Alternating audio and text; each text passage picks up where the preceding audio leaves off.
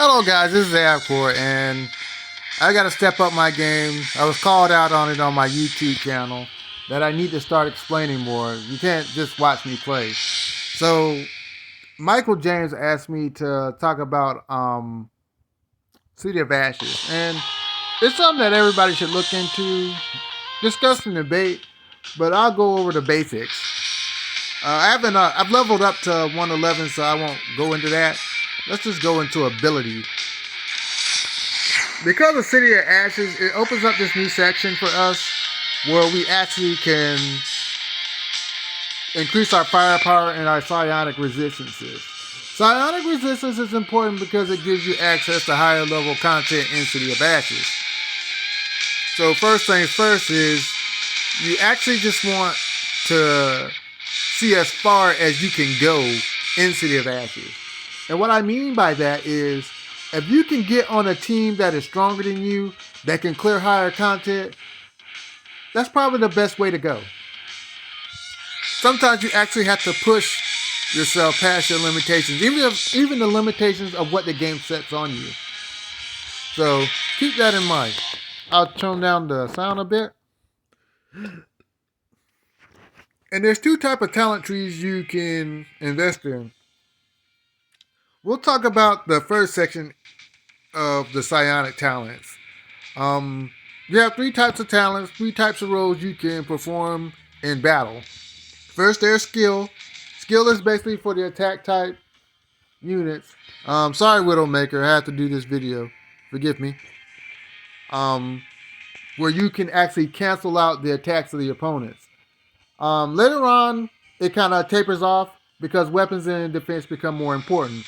But for the beginning of your journey in City of Ashes, skill type is important, extremely important. So much so that you can actually kill your party by not canceling the attacks at the right time. Second, we'll go into weapons. Weapons actually allow you to boost the attack of you and your fellow party members. I hate to say this, but later on, this becomes extremely important. Weapons become so important that you may have to have two people of weapons type on your team. So keep that in mind. Weapons are extremely important as for support type units. Defense is extremely important.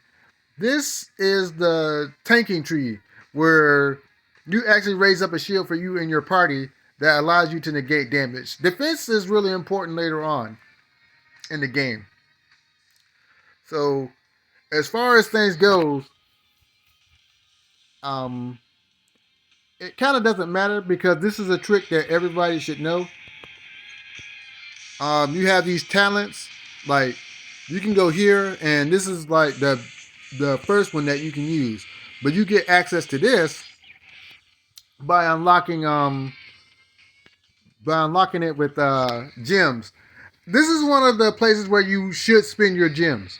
You should spend your gems to unlock your talents, because by doing this, you are able to switch between different types, and therefore you don't really have to worry about allocating resources to one. Because if I go back to talent 1, you can see I have it pretty spread out. I have 56 in defense, 57 in skill, 69 in weapons. It really doesn't matter.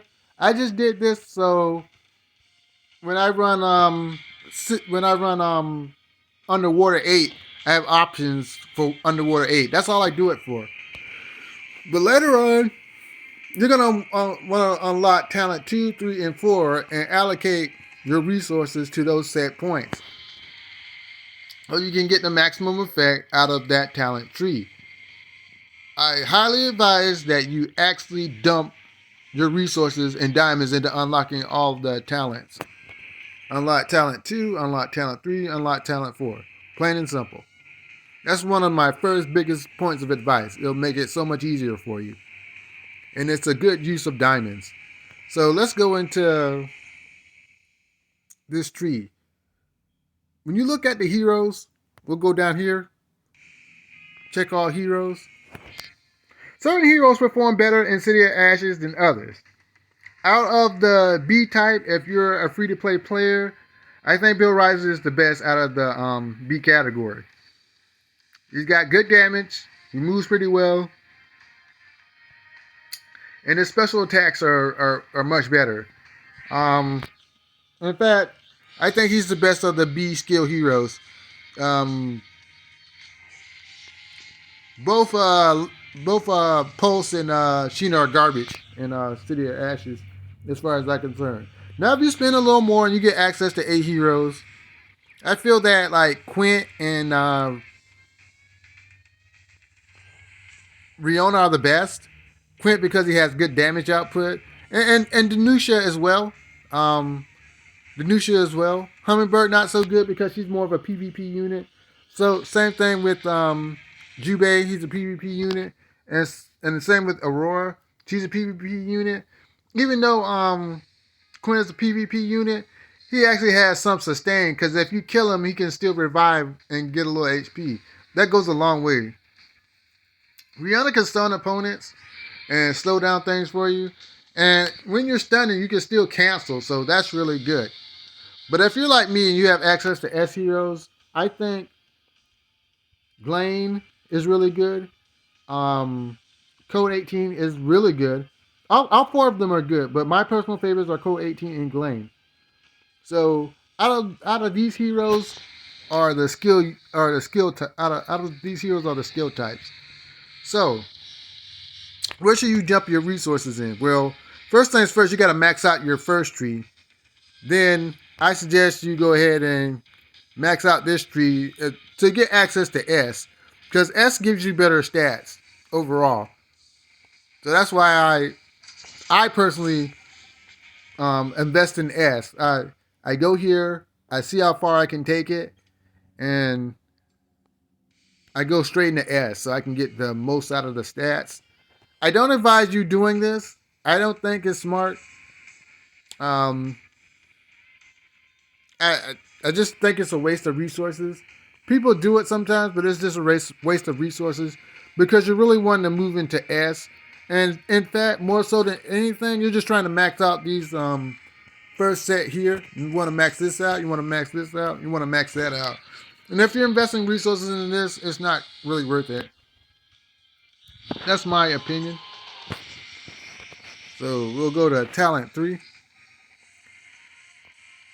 Like I said, weapons, out of the weapon group, as far as B heroes go, both B heroes are serviceable. In fact, they're really good. If you're on a budget, these heroes are really good. Caitlyn and Lance are serviceable in City of Ashes. They taper off later on when you get to higher level content. But if you're a free to play player, you're not trying to advance as fast as whales or dolphins or kraken. So you're not really worried about that. And if you're a free to play player, it's okay. If you spend a little money out of the A group, I feel that hands down, Lucia Zero is the best. I think she's better than Sheena because she provides support for the team. And when you're buffing your team, you can have the robots absorb some aggro.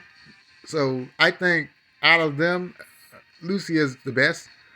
Out of the S characters, hands down, Metal Storm Bill is the best. Um, and second is Vera.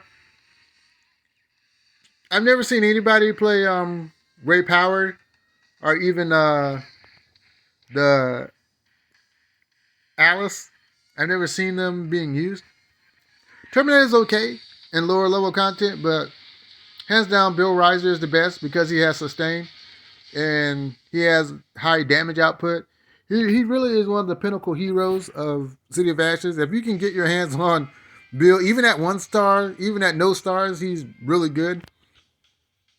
And I feel pretty much he's one of the best characters for this content. Like I said, you really don't want to mess with this. Not even for the S heroes. I really don't think you should waste your time. Just go through this, and once you hit this, you can actually move into this, and you just get more stats. I mean, the stat increase is just incredible. So that's my personal opinion. Going into talent 4, Defense is weird for a couple of reasons. Um, Out of the heroes here, there are no heroes in B. There's no B defensive heroes at all, period. It kind of sucks if you're free to play. You can only rely on one free to play option, and that's Snow Bear and Brad Fang. If you're a free to play player, you're only like looking at Brad Fang and Snow Bear. I've already done it. Sorry, Mix. Um,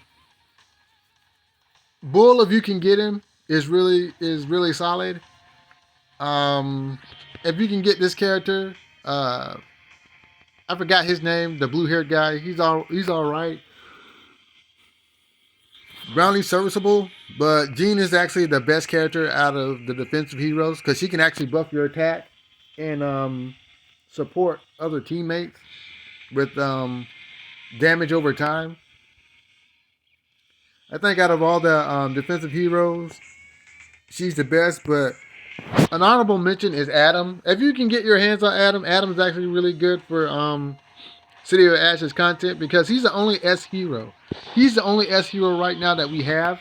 And because he's an S hero, he gets access to this body shield basic. Grants a particle shield equal with strength equal to 36% of max HP to the nearest friendly hero within 10-yard radius, which is really good.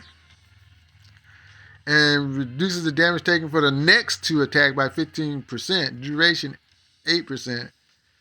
I mean, the passive is really good. Grants the team 30% damage mitigation bonus. It's really good. So if you get your hands on Adam, he's actually incredible in City of Ash. Most people don't know that, but he is. And like I said, you actually want to max this out, get to here, and then you want to jump in and start getting access to this heavier stat grid. So that's it for the talent trees. Like I said, later on,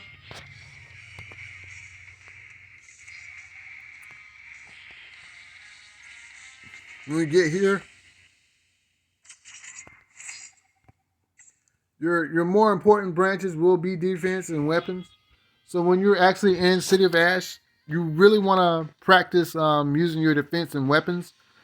To an extent, skills come with practice, but it's pretty much explanatory. You just got to manage your cooldowns with your weapons more, and you got to manage your cooldowns with your defense. You got to learn the boss patterns and time it so that you get the maximum effect of each buff that you do, even if it's damage reduction or damage increase.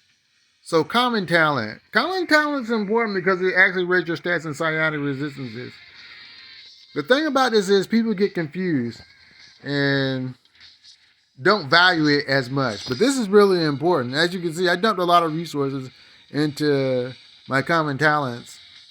I'm level 84 here. I'm level 84 there.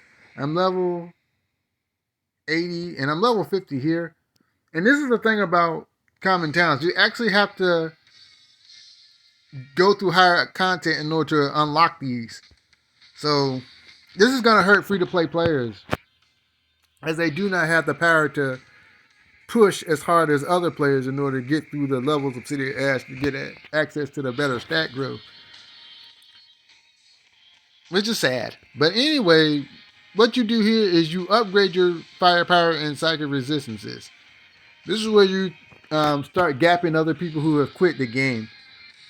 Once you start doing this, you get access to injections. Injections are important because you need to dump as much resources into this as possible and save your resources until you can get to the next one. As you can see, I have some resources stored up. Out of the purple, I have 367. Out of the gold, 9. That's okay because here you're actually trying to pump up stats in a certain way. You can actually switch up your stats to a certain extent, but it is limited. When you see the double, it says HP potential. you have a chance to increase that by a higher amount than the other stats. As you go here, you can increase your defense higher than other stats. But you see, but the way you see it, I manipulated it so I can get more attack. And you have to actually do that at the start and not at the end. Let me see if I can show you. All right, well, I'll show you right here. Sometimes when you see this, I may want less attack and more defense. I can do that, but I don't want that because it consumes your materials, which kind of sucks. That's why sometimes you just want to go with it because you want to save your resources. So when you get to the next one, that you can pump up your stats as fast as possible and keep high on the leaderboards so you can get access to more content. And that's for the common talent and basic talents. We'll go into City of Ash itself. City of Ash is a team mode. This is a really interesting team mode. Like, it really challenges you to build teams and build relationships with people. The content itself is self-explanatory. You have the psychic resistance needed in order to access the content. But if your psychic resistance is too low, your HP and stats drop. So consider that. But sometimes you have to push into higher content and burn your revives. And I've had to do that. In order to get to here, it doesn't seem like much because there's already 35. You can get all the way to 35. It takes a lot of time because you have to build up your resistances. See, this is in yellow. That means I'm barely over it. If I'm in green, that means I'm like super good. As you can tell with these other bosses. So I play in Downtown Deserted Streets 2 normal, which is really hard content for me because you have to have like certain weapons, and I'll go in that at the end. There's certain weapons that allow you to clear this content a lot faster, and I don't have access to those weapons. So your goal is to push through the content as fast as possible. Tips of clearing content as fast as possible. Play as much as possible. Even though you don't get any bonuses, you will learn the patterns of the bosses and you'll be able to deal with them. For the most part, until you get to 2-5 each, this is literally a reflection of these levels. So if you can master the boss patterns on these guys, when you get to the second set of levels, it's just a more advanced version of what they're doing. So you can plot your attacks accordingly. Keep that in mind when you play this game, that you really need to practice attacking certain people. Now, these bosses operate the same way. And the higher level bosses get a little extra something and nothing more. So if you can skillfully beat this boss, you can skillfully beat this boss when you have enough power in order to do so. So keep that in mind. But let's go to the last part of this video and we'll end it. Certain weapons help you clear this content a lot faster. And I'll talk about one weapon in general that I do not possess. That makes this content super easy.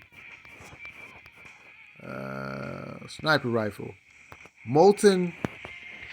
This weapon makes City of Ashes super easy. If you have this weapon, you're probably already almost at the end of the game, as far as they'll allow us to go as possible. This weapon is so strong that even the weaker versions of sniper rifles are good if you have enough resources into them. But AWP Molten Fragment is the strongest weapon for City of Ashes. Plain and simple. If you can get access to this weapon, get access to it as soon as possible. As you can see, I'm only at 21 frags, but I'm going to change that. I have no choice. In order to be a carry in City of Ashes, you kind of need this weapon. And that's it for that. Certain weapons that you can use that will make the content a little easier, sadly, are higher level weapons. You want awakened weapons and SSS weapons. Like my Shadow Inferno cannon is actually good for this content. It has to get stronger now. It has to hit like 5 stars in order to clear the higher content. But Shadow Inferno cannon is good. But this is not for free to play players. Golden M M4A1 is really good because I awakened it to the 3rd level, as well as Shadow Inferno Cannon. Another weapon that's really good is Golden Gatling. Golden Gatling is extremely good. Um, I want it awakened to the 3rd level. Once it's awakened to the 3rd level, it becomes a beast, and it's really good for City of Ashes. Um, the creator is actually really good, but you need it at higher star levels to get the most out of it in City of Ashes. M4A Roaring Thunder is really good for City of Ashes. Golden Crusher to a certain extent is really good for City of Ashes. The bows, they suck. But if you're a free to play player and you don't have the resources, uh, the M4 Crimson is really good for City of Ashes. You get the quick reload, you get bullet storm, you get locked target, and you get critical specialization. It's really good. Let me see another weapon that's good for City of Ashes. The TBC Gatling with Awakening is good if you're on a budget. And Burst Inferno Cannon is really good on a budget as well. But it should be Awakened if you're going to use it. And the same with EX Energy Cannon if you're on a budget. If you're on a budget, these weapons are really good. But ultimately, they will not carry you into the highest level of content. You need to get access to SS and S level weapons, and that's just the way things go. If you like my content, hit the like, share, subscribe button. Michael, I'm sorry, but I'm getting back on it. Have a great one, and laters.